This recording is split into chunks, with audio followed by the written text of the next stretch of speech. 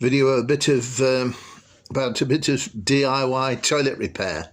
The lid and the seat of the outside toilet at Betty Tiger's often comes loose due to a metal bolt, a small metal bolt, the same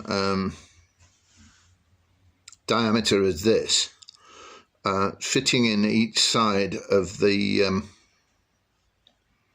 toilet, the hole in the side of the toilet lid.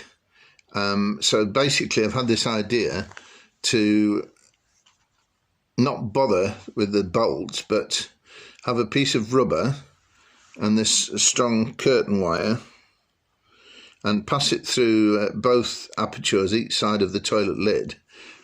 I've made holes in this rubber base of an old hairbrush tooth holder. I'm going to put one on each of these, and then hopefully our toilet lid will be less likely to come off,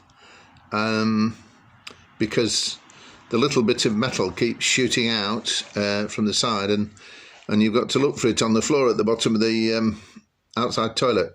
Anyway, so this is the basic idea, so I'll let you know how I get on and